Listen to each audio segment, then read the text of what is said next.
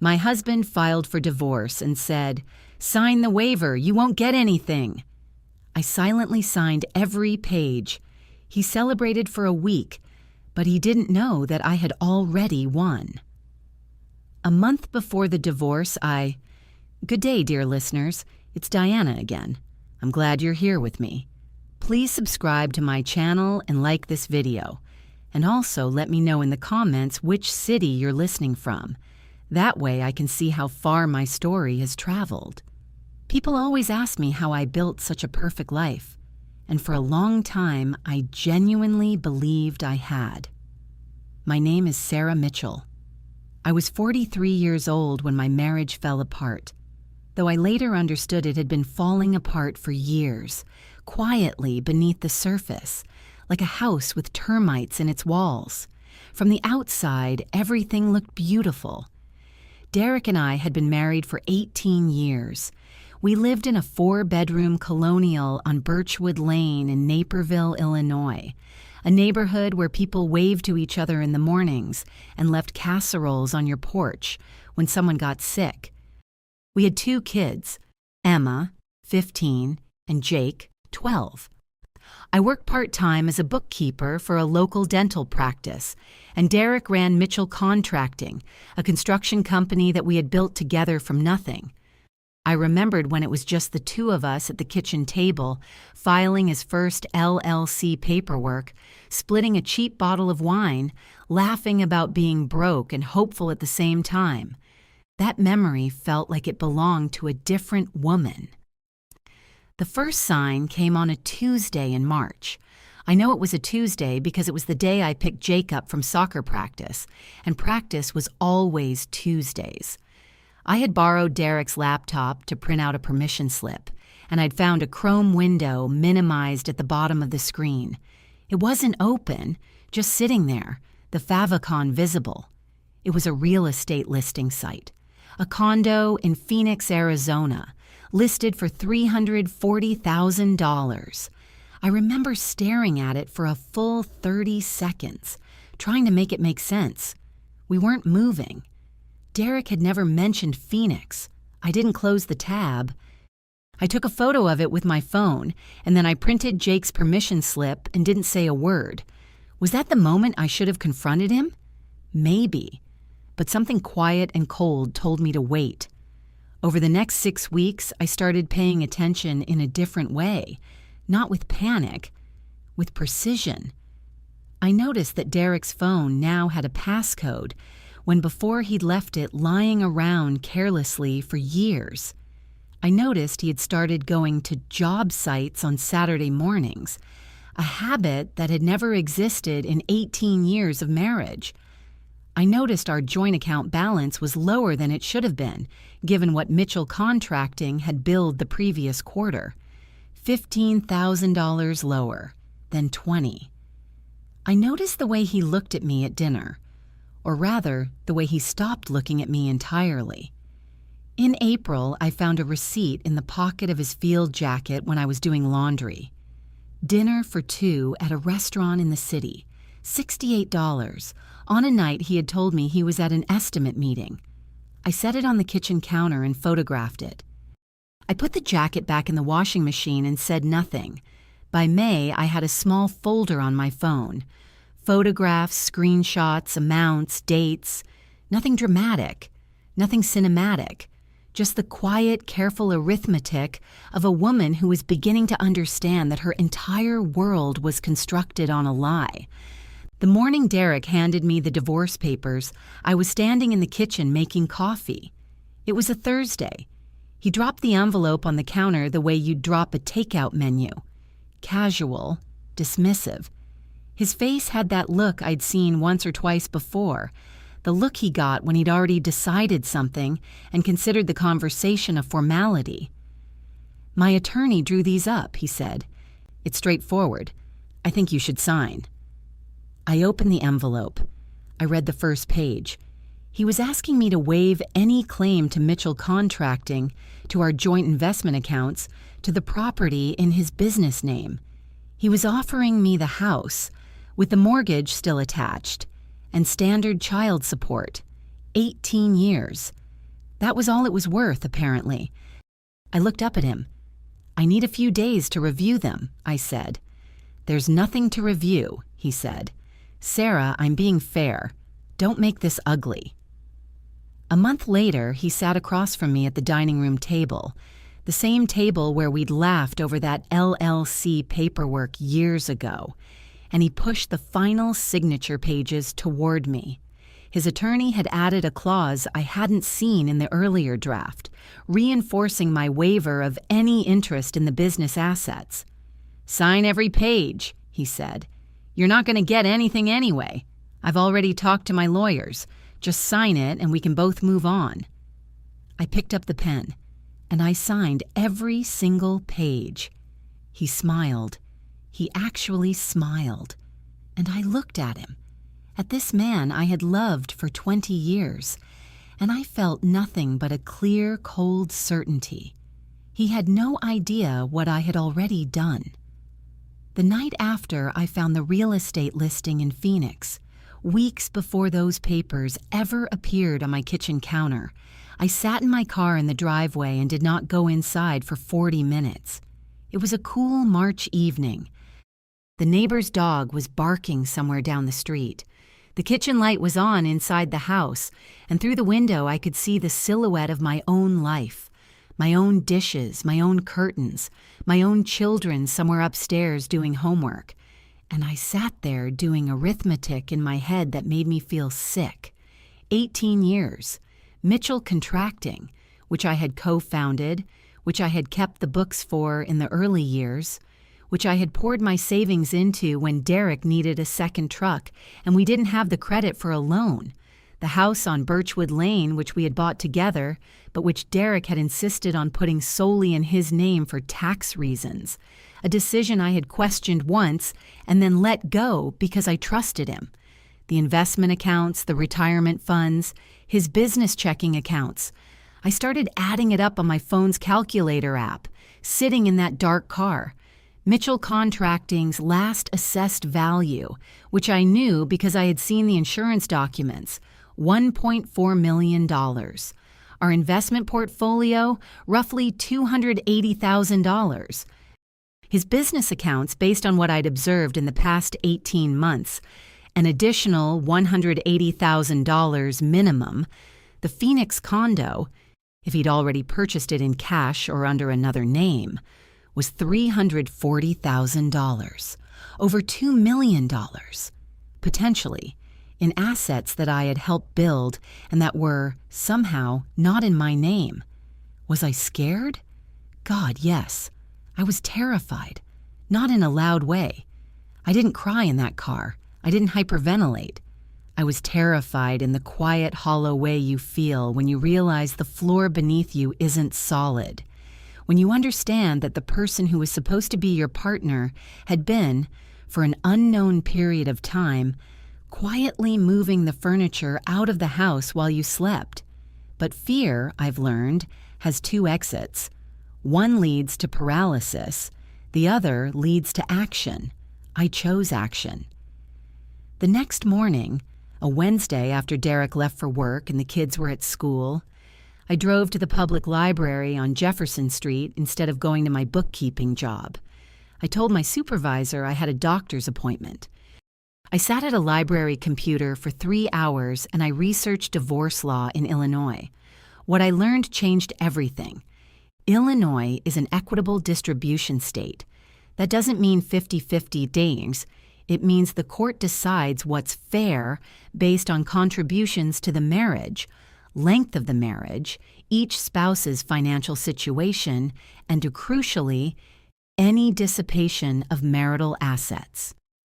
Dissipation means one spouse using marital assets for their own benefit outside the marriage, hiding money, transferring it, spending it on an affair.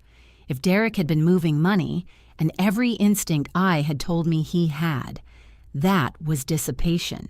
And dissipation changes everything in an Illinois divorce court. I drove home, and I went straight to the filing cabinet in Derek's home office. He kept it locked, but I had known where the key was for 11 years, under the false bottom of the pencil tray in his desk drawer. I don't know if he forgot I knew or if he simply didn't believe I would look. I opened the cabinet and I started photographing everything. Tax returns for the past 5 years. Bank statements, business financial statements, a file folder labeled AZ, Arizona, containing what appeared to be a purchase agreement for a property in Scottsdale, signed 3 months earlier. My hands were steady. I was surprised by that. I put everything back exactly as I found it. I locked the cabinet, I replaced the key, and I drove to Target, bought a prepaid USB drive, went to a Starbucks on Route 59, and spent 2 hours organizing and uploading every photo I had taken over the past weeks into a folder I labeled Recipes. Then I drove to my sister Linda's house in Aurora, told her I needed to store something at her place, and left the USB drive in an envelope in her sock drawer. Linda didn't ask questions. She was the kind of woman who understood when questions would come later. That evening, I made dinner. Pasta. Derek came home and ate 2 servings and told me about a job bid he was working on. I listened, nodded, asked a small question about the timeline. I washed the dishes afterward while he watched television in the other room. And in my mind, I was already 3 steps ahead of him. The plan was simple, and it had 2 parts. First, document everything. Second, find the right attorney. Not just any divorce attorney. A forensic accounting savvy divorce attorney who specialized in cases involving hidden assets. I had already found her. Her name was Margaret Okafor.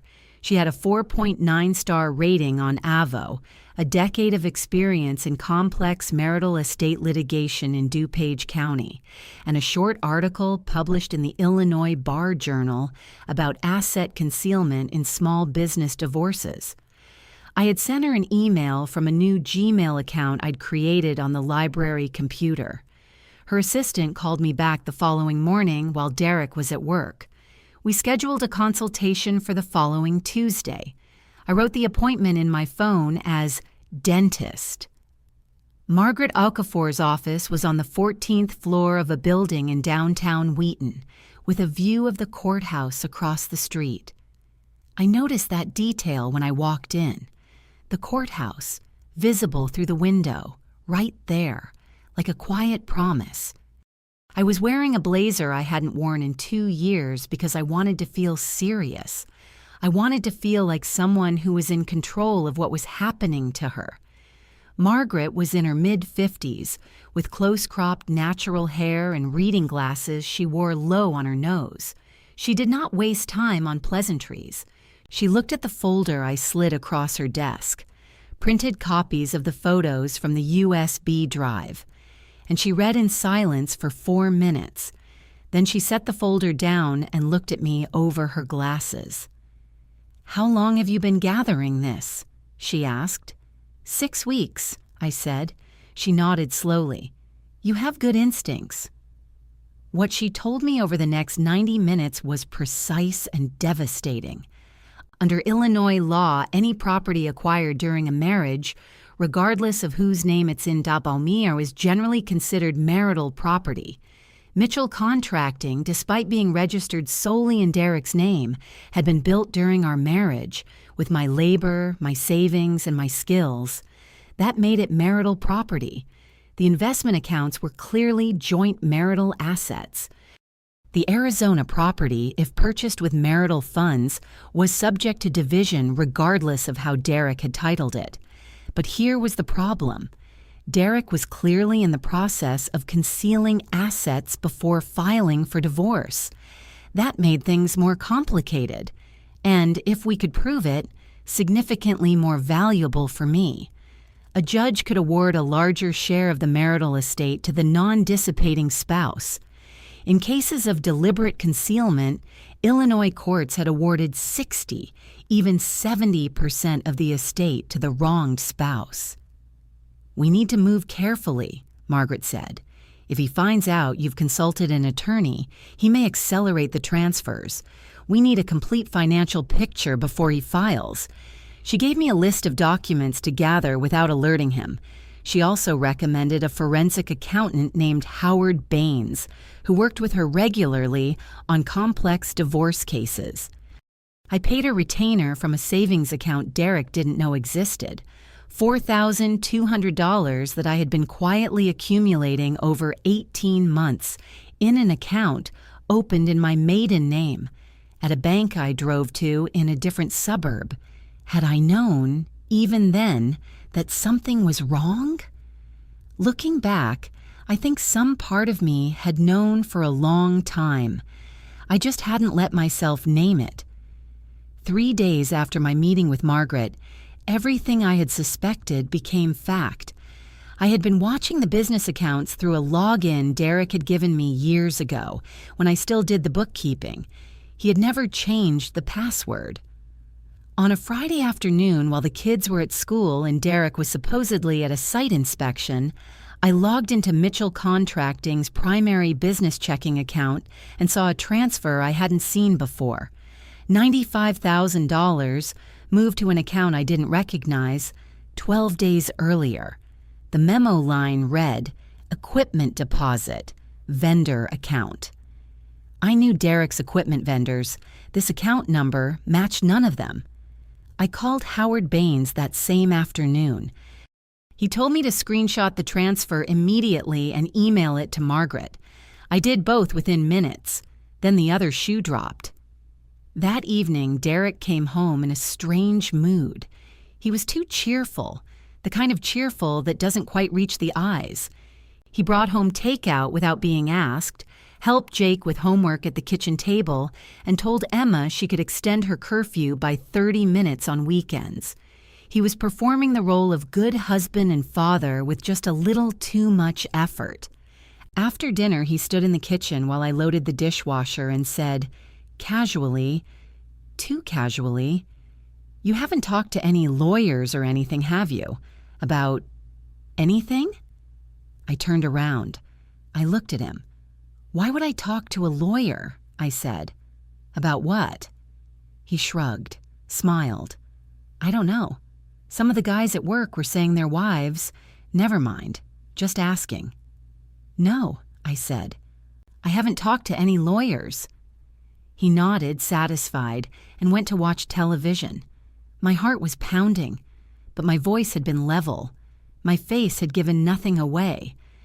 Later, lying awake while Derek slept beside me, I replayed the exchange.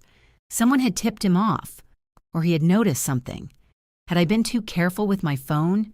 Had I deleted a search history and somehow made the absence more conspicuous? Had Linda said something to someone? I didn't know. But I understood, lying there in the dark, that the window was closing. The following Monday, I met with Margaret again and told her about the exchange. She acted quickly.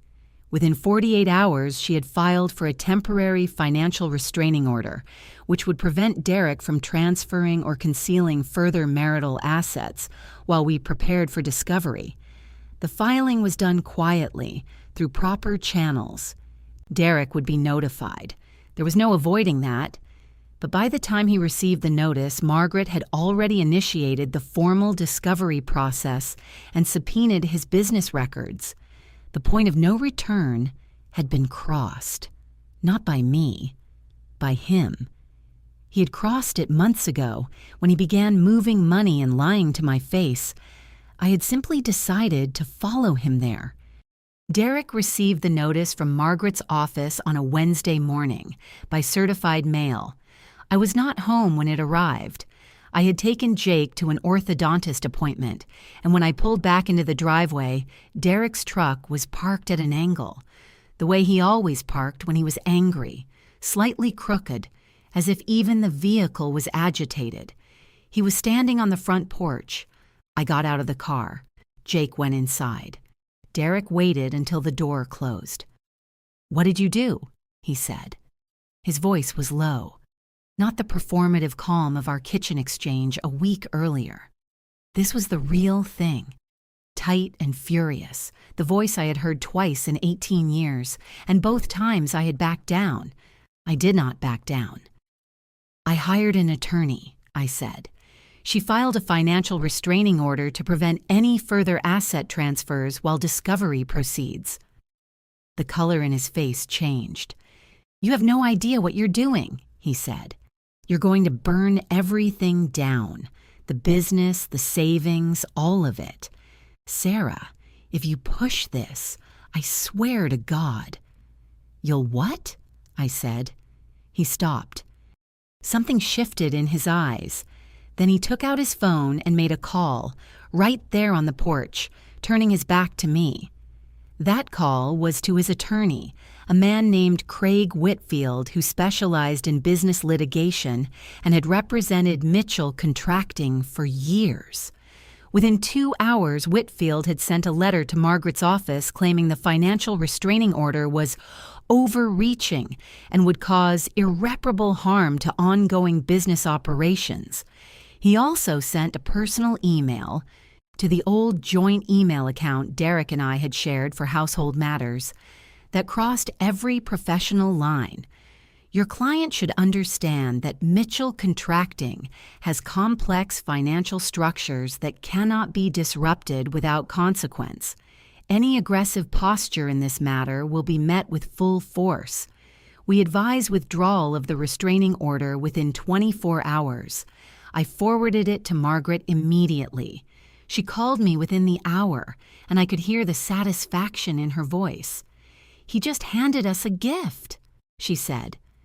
"That email is an implicit acknowledgement that there are complex financial structures he doesn't want examined. We'll use that." But Derek wasn't done. 2 days later, his mother called me. Patricia Mitchell was a 71-year-old woman who had never particularly liked me and had never bothered to hide it. She spoke to me from her home in Scottsdale. Yes, Scottsdale, the same city where Derek had purchased that condo, for 17 minutes. She told me I was destroying the family. She told me the children would suffer. She told me Derek was only trying to protect the business from unnecessary legal exposure, and that if I was a reasonable woman, I would see that signing was the right thing to do. "Patricia," I said, "has Derek been staying at his condo there? The one in Scottsdale?" Silence. "I don't know what you're talking about," she said. "I think you do," I said. "Tell him I said hello." I hung up. Then came the real escalation. The following Monday, I arrived at my part-time bookkeeping job at the dental practice to find that my hours had been quietly cut, effective immediately. The office manager, a nervous woman named Carol, told me it was a budget adjustment, but I had been at that practice for 6 years without a single performance issue, and the timing was unmistakable. Derek knew the practice owner. They were in the same Rotary Club. I had no proof, but I didn't need proof to know. I documented it. Date, time, Carol's exact words, in a note I emailed to myself. I stood in that parking lot outside the dental practice. Beige carpet, low-slung suburban strip mall, a smoothie shop on one side and an insurance broker on the other. And I thought, is this really how far he's willing to go? And then, good. The further he goes, the more he shows. I went back inside, thanked Carol professionally, and spent my last paid hour tying up my files neatly so nothing could be blamed on me. Then I left with my head up. Margaret responded to all of it through proper channels. The financial restraining order was upheld. Whitfield's letter became part of our evidentiary record. The job hours reduction was documented as potential economic coercion. We were building a picture, not just of hidden assets, but of a pattern of behavior designed to pressure me into submission. By the end of that week, I was exhausted in a way that went beyond tired. My body had been running on adrenaline for 3 months. My jaw ached from clenching it at night.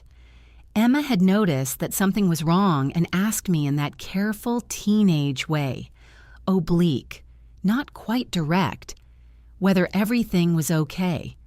It will be, I told her, and I meant it. That weekend, I drove 2 hours north to my college roommate Deborah's lake house in Wisconsin. Just me. I left the kids with my sister Linda, turned my work phone off, put my regular phone on silent, and I sat on a dock in a sweatshirt watching the water. I didn't strategize. I didn't plan. I didn't think about Derek or Whitfield or Patricia in her Scottsdale home. I just sat there for 2 days and let my nervous system remember what quiet felt like. And when I drove home Sunday evening, I was ready again.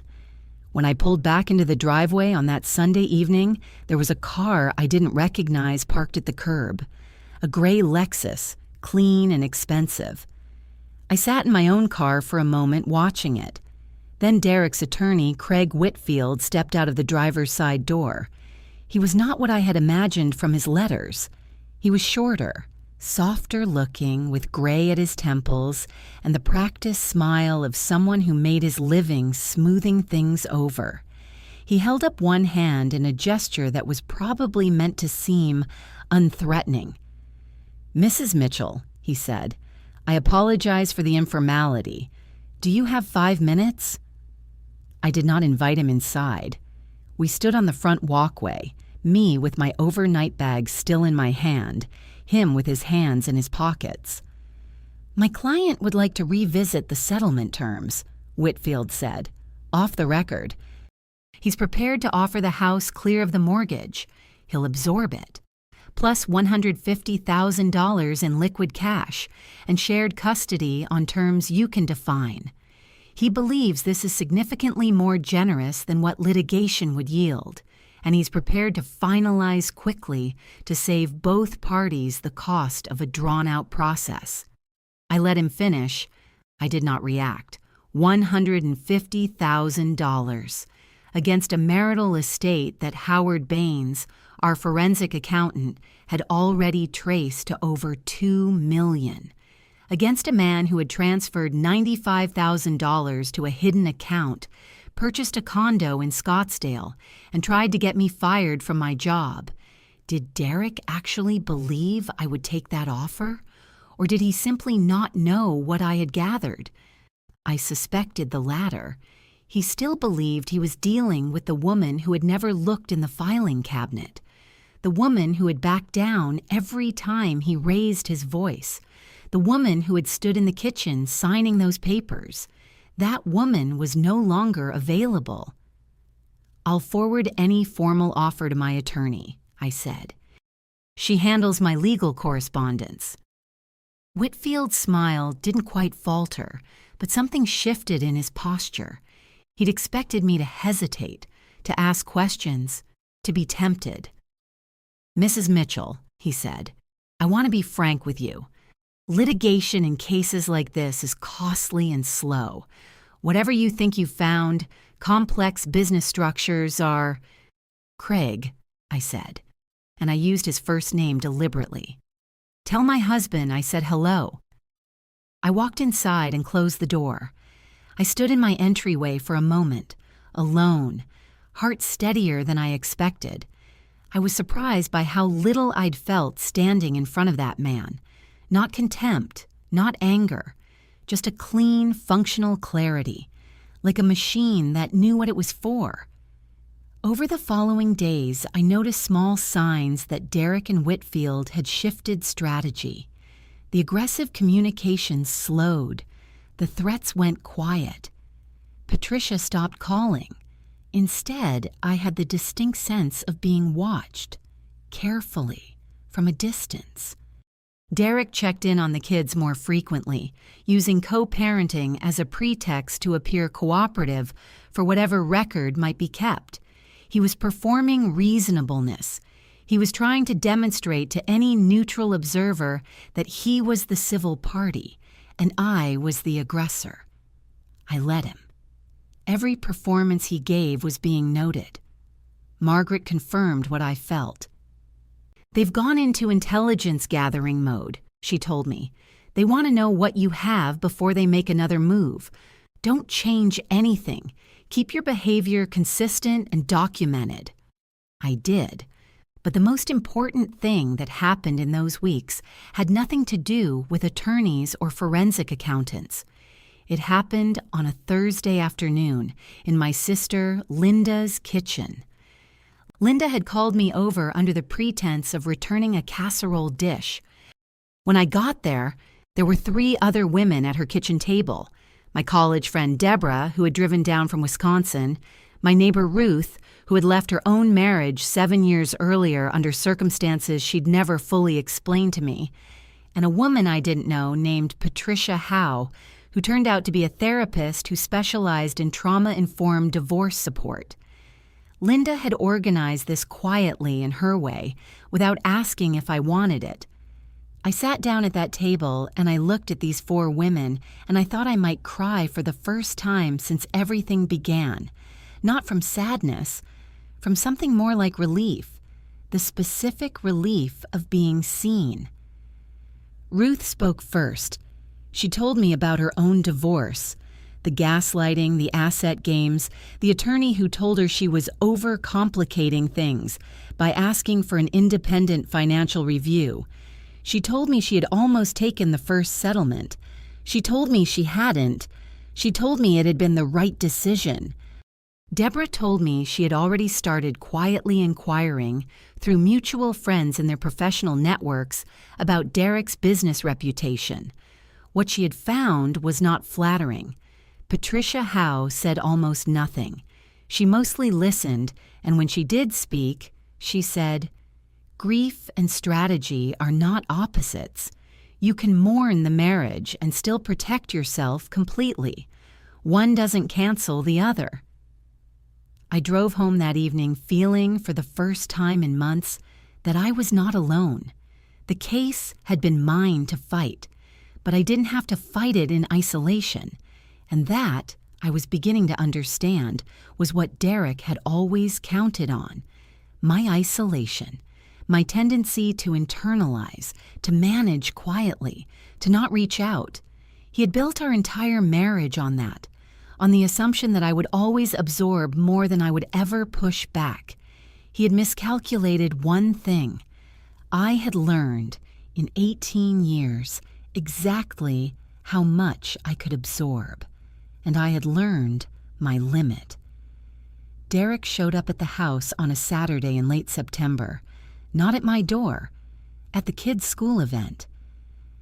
Emma's cross-country meet out at Knockknolls Park on a cool gray morning with geese on the water and parents lined up along the grass with paper coffee cups.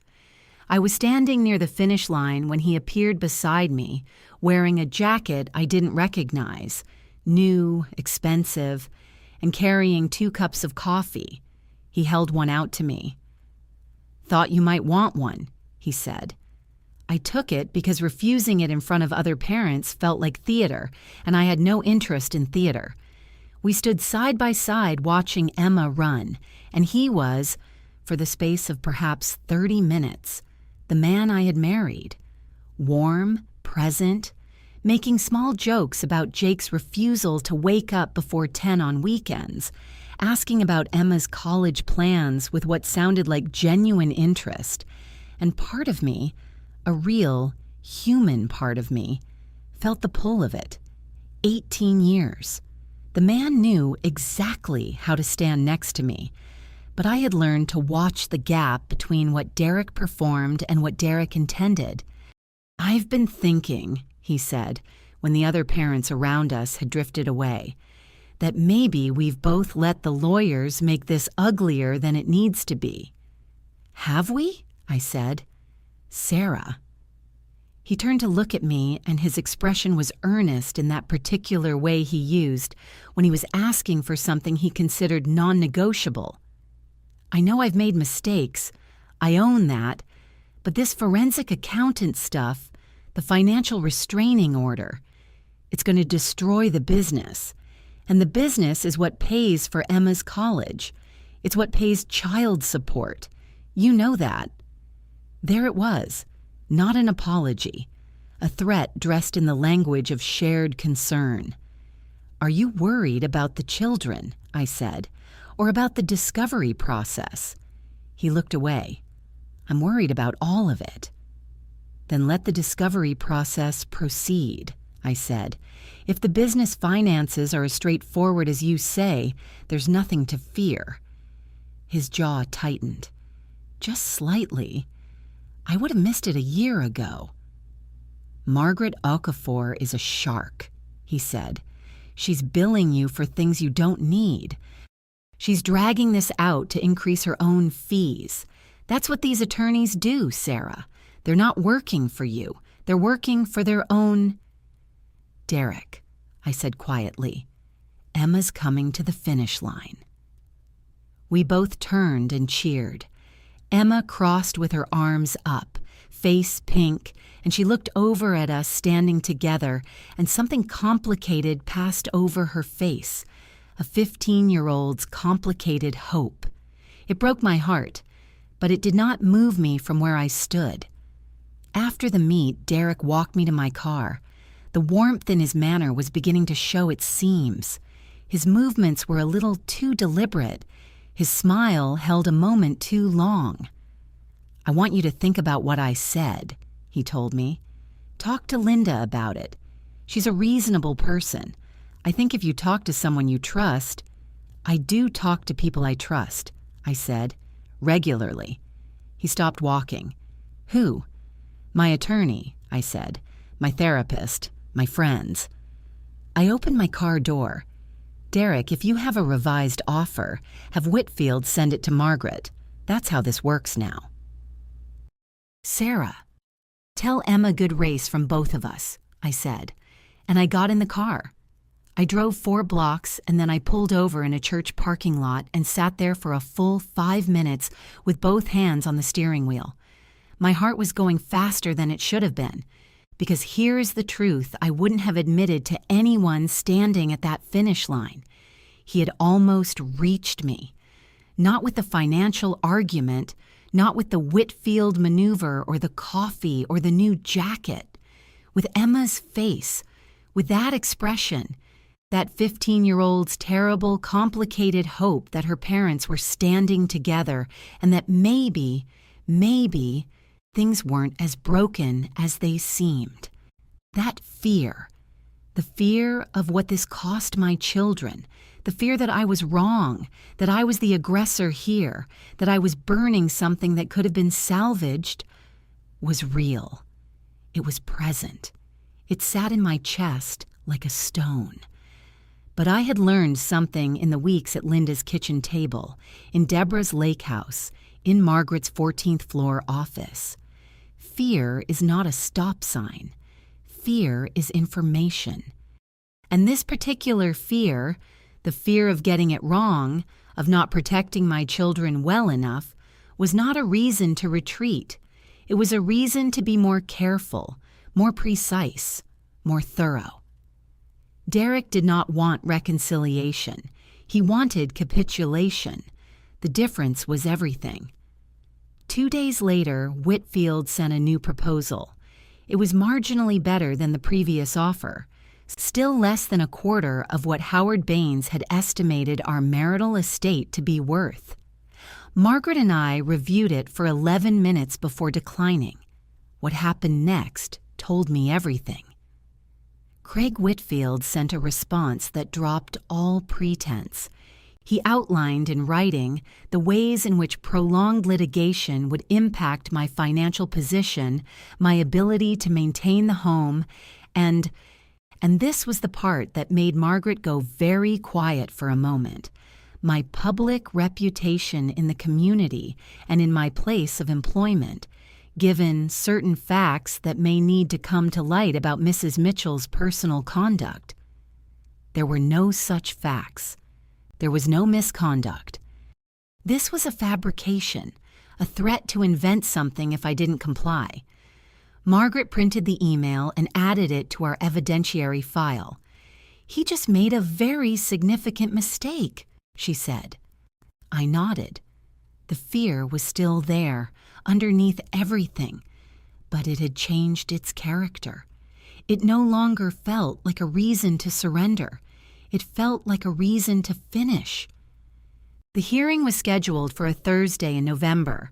Courtroom 4B, DuPage County Courthouse, the same building visible from Margaret's office window. I had looked at it for months like a landmark. Now I was walking into it.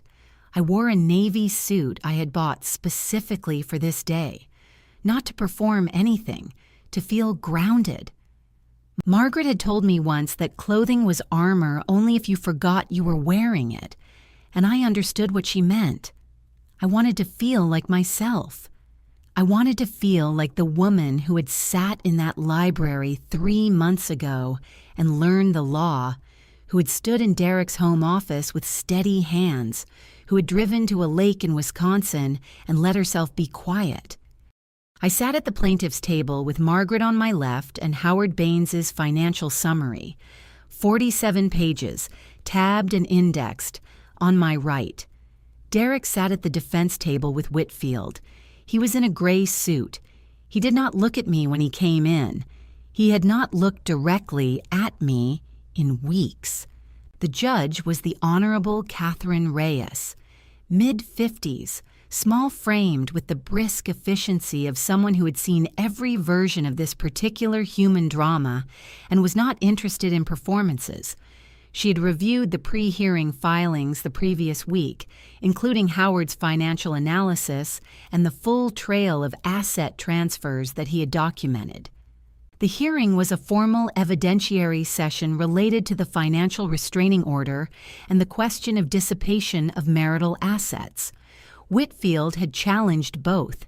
He had also submitted an affidavit from Derek claiming that the $95,000 transfer had been a legitimate vendor payment. Since corrected, he claimed, to a different account due to a banking error.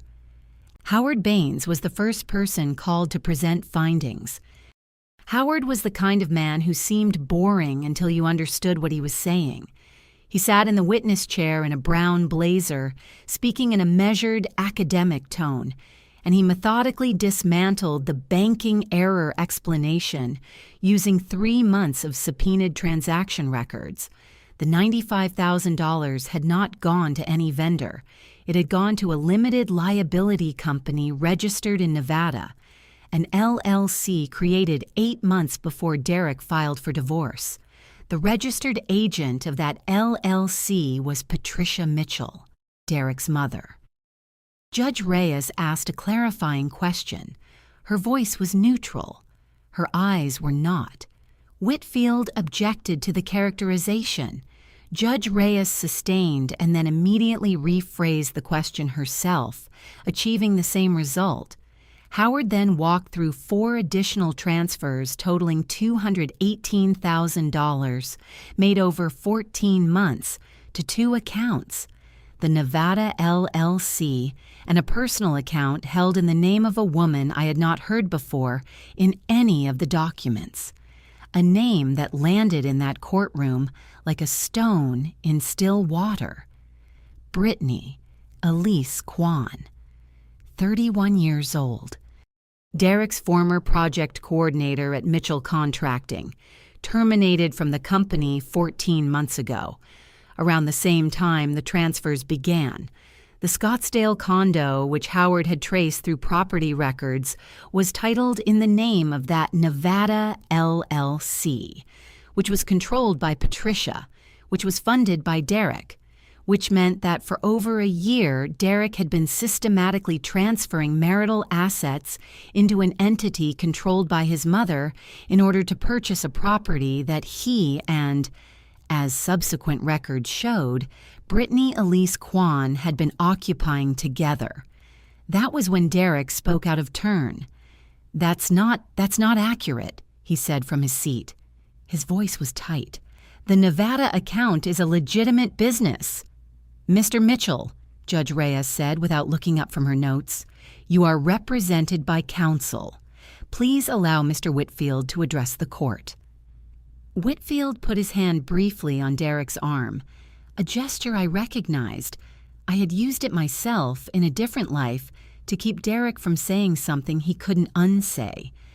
Whitfield attempted a recovery. He claimed the transfers were preliminary business restructuring unrelated to the divorce. He produced 2 affidavits, both from individuals employed by Mitchell Contracting, attesting to a planned Arizona division of the company. Margaret stood up. She did not raise her voice. She did not perform. She simply walked Judge Reyes through the timeline. The affidavits had been notarized 6 weeks ago. The Nevada LLC had been created 14 months ago. The transfers had begun 13 months ago. The Arizona division had no business registration, no contractor's license, no insurance policy, and no clients. It had, however, a beautifully appointed condo with a monthly HOA fee, registered in Scottsdale's Gainey Ranch neighborhood. The affidavits, Margaret said, represent an attempt to retroactively construct a business narrative to justify what is, in fact, a 14-month pattern of deliberate marital asset concealment. She then submitted Whitfield's email, the one threatening my public reputation, into the record. And she noted, for Judge Reyes's information, that the woman whose name was on those accounts had recently appeared in a photograph posted to a private Instagram account, standing in the Scottsdale condo with Derek Mitchell, 3 weeks after he had brought his wife coffee at a cross-country meet and told her they should put the lawyers aside. Derek's composure broke at that moment. Not loudly, not a scene. Just a visible dissolution of the architecture he'd been maintaining. His shoulders changed. The set of his face changed.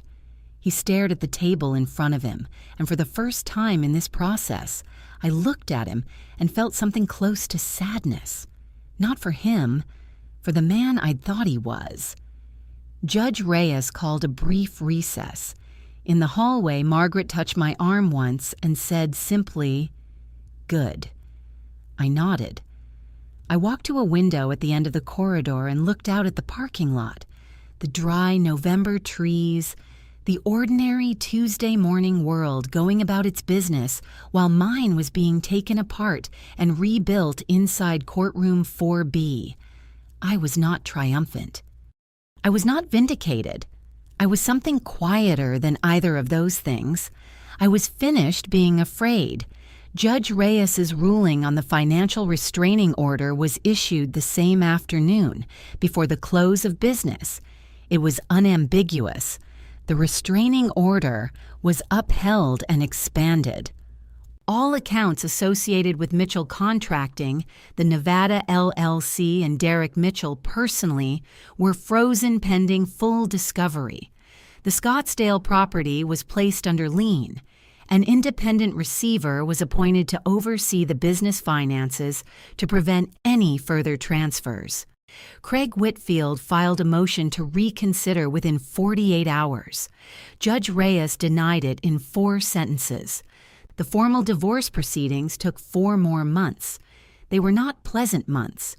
Derek retained a second attorney, a more aggressive litigator from Chicago, who submitted 3 additional motions challenging various aspects of the asset classification.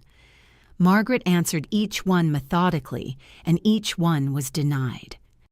Howard Baines produced a final forensic report, 63 pages, detailing every transfer, every concealed account, every misdirected dollar over the previous 22 months. The total documented dissipation of marital assets came to $404,000. In February, on a gray Thursday that looked exactly like the gray Thursday of the November hearing, Derek's legal team made a final settlement offer. His new attorney had apparently advised him that continued litigation was unlikely to improve his position. The offer was sent to Margaret's office at 9 in the morning. I read it with Margaret at her conference table.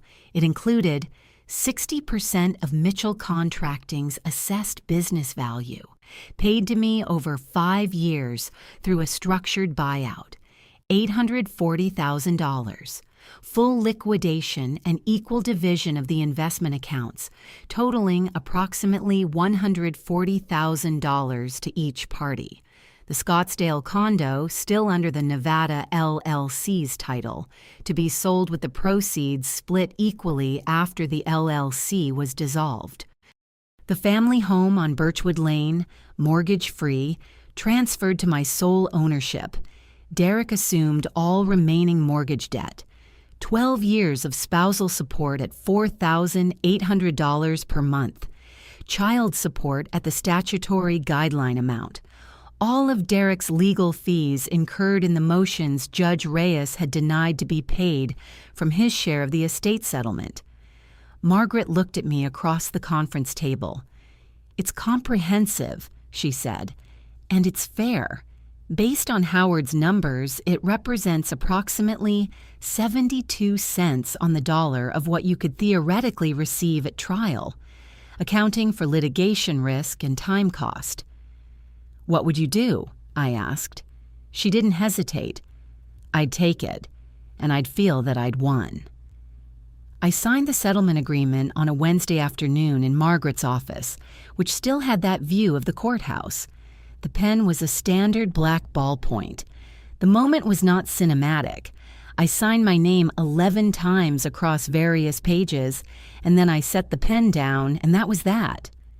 Derek signed the same documents across town at Whitfield's office, the same office his new attorney had taken over, an hour later. I don't know what his face looked like. I don't think I needed to. What I knew was this. He had entered the divorce believing he had engineered it perfectly. He had moved the money, constructed the shell company, put his mother's name on the deed, and handed me papers with a smile and told me I wouldn't get anything. He had watched me sign, and he had felt, I'm certain, the particular satisfaction of a man who has outwitted someone he underestimated. And then, over 5 months, everything he believed he had secured was unraveled. Systematically, legally, irreversibly, by a forensic accountant in a brown blazer and an attorney who wore her reading glasses low on her nose. The month before Derek filed for divorce, the month I had spent in libraries and filing cabinets and attorney offices, had not been dramatic. It had not been revenge. It had been simple, quiet preparation. The preparation of a woman who looked at her situation clearly and decided that she was worth fighting for. There was a moment, 3 days after the settlement was signed, when I sat in the kitchen on Birchwood Lane, my kitchen now, wholly mine, drinking coffee in the morning before the kids woke up, and I let myself feel the full weight of what had happened. Not the victory, not the numbers, the weight of 18 years, and of the woman I had been inside them, and of who I was sitting in that kitchen now. I cried for about 20 minutes. Good crying. The kind that is also a kind of release.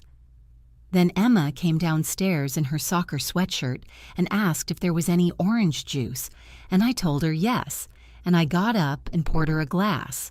Life continued. It was mine. The summer after the settlement, I planted a garden. I know that sounds small, but it tells you something true about what recovery looks like when it's real and not cinematic. It doesn't look like champagne and speeches. It looks like soil under your fingernails on a Saturday morning, and your daughter asking if she can put the tomato seedlings in, and your son eating a granola bar on the back porch steps, watching you both with the slightly embarrassed tolerance of a 12-year-old who actually wants to be there. The house on Birchwood Lane was mine. The mortgage had been paid off as part of the settlement. I had repainted the living room. I had replaced the dining room table, not the one where we'd done our LLC paperwork, which had become a haunted object to me, but a round oak one from an estate sale in Geneva that fit the room better anyway. I had gone back to school, 18 years of bookkeeping, of managing other people's finances from the sidelines. I was done with that. I enrolled in a part-time MBA program at Benedictine University in Lisle with a concentration in finance.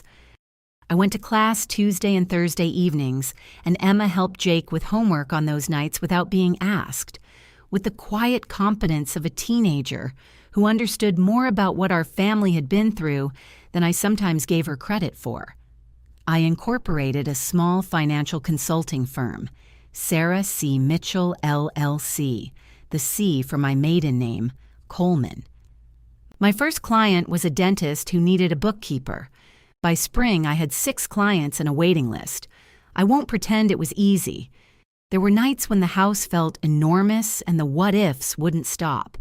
But ordinary difficulty, I learned, is not the same as defeat.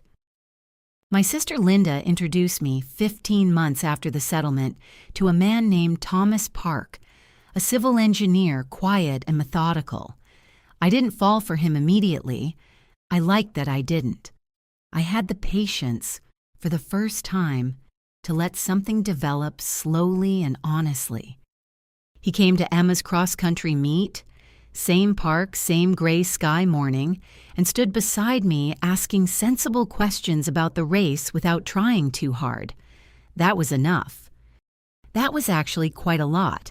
As for Derek, the months under independent receivership, combined with the structured buyout payments to me, strained Mitchell Contracting's cash flow severely. 2 key subcontractors declined to renew their agreements after the financial irregularities became known in the construction industry's small world networks. By the following summer, Derek had been forced to sell the business at a distressed price to a larger regional contractor. He moved to Scottsdale, as expected. He and Brittany Elise Kwan lasted 8 months after the divorce was finalized. I know this not because I was watching, but because Emma came home from a holiday visit in Arizona and told me, in her careful way, that Dad seems kind of lonely now. She said it the way you report weather. Patricia Mitchell also relocated to Scottsdale. The Nevada LLC was dissolved by court order, and her role in the asset concealment was documented in Judge Reyes's official public record. She faced no criminal consequences, but she lived with her name in a court document describing asset fraud. I suspected that mattered to her less than it should have. What I know is this. On a September morning, sitting in my kitchen with coffee and pale linen curtains, I had chosen myself, hearing Emma's alarm and Jake arguing with it from down the hall, thinking about my evening class and my Tuesday client meeting and the photo Thomas had texted me of a very serious-looking squirrel with no caption at all. I felt, for the first time in a very long time, that I was living inside a life that was actually mine, not inherited, not tolerated, not performed for an audience. Mine.